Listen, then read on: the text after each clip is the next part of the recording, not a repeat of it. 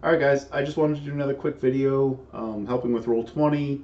Again, this is just going to be raw, no editing, just me talking and pointing at things. So again, I'm using my character from the other game because you guys don't need to see all Brash's stuff.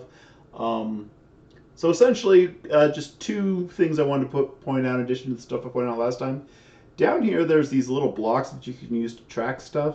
On this character, I use it to track my sorcery points and how many charges I have on my magical item.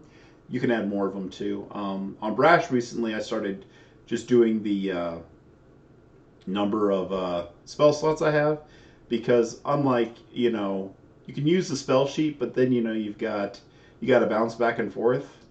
Where I just want to have it here, and plus it's Brash only has two, and it's only for it's the only ones he gets. Anyways, so that's an option. You can track whatever you want. You basically just click in this box, and it might look like you didn't select it because the words will still be there, but as soon as you start typing, it'll replace it, and then you put in the total amount, and then you do your normal up and down arrows. It is very nice.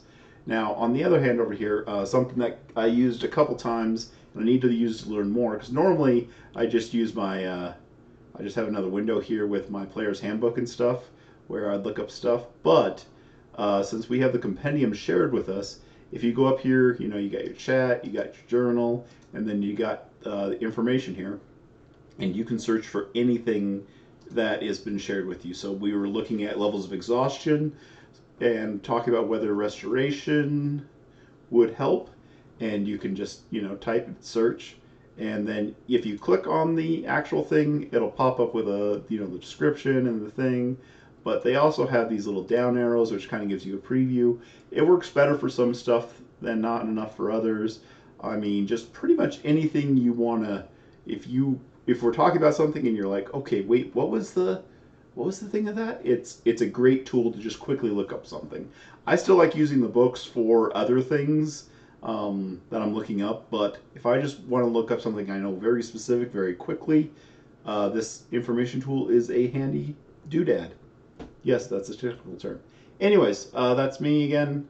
Just more thoughts about Roll20. Use it, love it, all that stuff.